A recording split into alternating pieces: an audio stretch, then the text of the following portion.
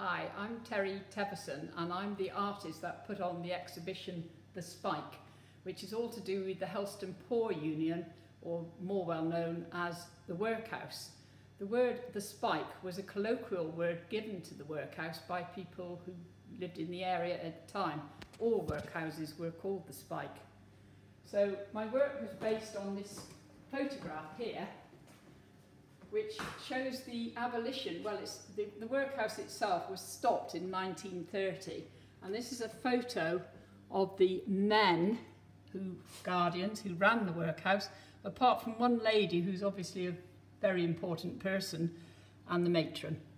But those people were in charge of everything that happened to the people who lived there, worked there, all the suppliers, and everything to do with the workhouse.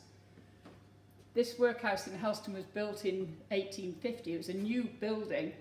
Before that, it had been in different places in Helston, and it actually stopped as a workhouse in 1930, became an institution because there were a lot of people with issues that were still left in the building, and in 1948 it became part of the National Health Service and became called Monique Hospital. And my mother worked in this building in the late 50s, which is what's started off my interest in this work that you can see here. I started off here, which is a representation of myself with an elderly patient in what was then the hospital. And the patient said to me, "I never thought I'd end up in the workhouse, dear," because elderly people did not want to go to Monique Hospital. They felt they were coming down in life. This is now representing the story I found in the minute books up at Crescent-Curnow of the nurse, and obviously the imagery of the photograph. It's a very patriarchal society where the men drove everything, they made the decisions, and obviously in the workhouse you had a number of unmarried mothers who ended up being confined in the workhouse to have their children. Illegitimacy was a very, very bad thing. I've imagined some of these little ceramics I've painted of the fact that the nurse was an unmarried mother of 4 children was fatal. They took away her job because they found she was a single mother. My mother was born illegitimately, and she was one of 5 children. We subsequently found her family, and I found it very interesting, this story, and I think that's what resonated with me, because my mother was adopted and she was orphaned at 7, and I feel she was stigmatised all her life and felt very uneasy about talking about her family and her mother. So it became quite an important issue for me. These are some of the minutes I found at Crescent-Curnow. The paintings on the wall are all part of the photography. These are some of the minutes that are available from 1850 to 1930, telling you what they bought, everything that happened, the stories that I found there, but the one that resonated was the nurse, who effectively was drummed out of her job because she was a single mother. So most of the work is based on that. The piece of granite at the bottom was done very kindly by Pascoe and Son up at Coverack Bridges. This is when they used to drill holes and use oakum to pack the dynamite charges. And oakum is what was made by the inhabitants of the workhouse by picking old tarred ropes. So their fingers, this was for children and elderly people, infirm people, would pick rope all day. And they would have bleeding fingers at the end of it, very unpleasant. There are some carvings here. The very important person in the photograph, the lady with the closhed hat. I'm not sure who it is, somebody will be able to tell me.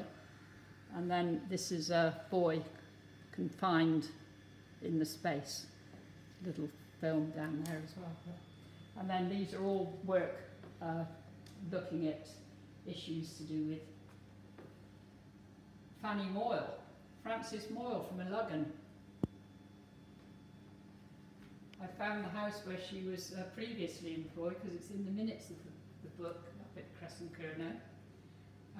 And I've digitally made these images from my own oil paintings and then put them into these prints Part of them are, this is, for example, the window of the current workhouse, or the current, it's now social housing, Live West.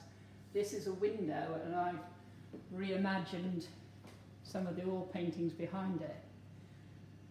Because there are memories there, and people who live there now have said to me, it's sombre, there's no noise, it's lonely, there's no windows, there's no communal space, so there's quite a lot of resonance with the past and the work and the people who are living there today. This is the condemnation of Fanny Moyle. You know, you are looking after your 4 children, but we're condemning you for going to work as a single mother, because really you should be punished more. So this is imagined pictures. I don't know what Fanny Moyle looked like, or Frances Moyle. If anybody knows who she is, had a great grandmother, I should think, that lived in the workhouse. Please let me know. I'd love to know, did she have red hair, because I've represented her with red hair, blonde red, as you can see.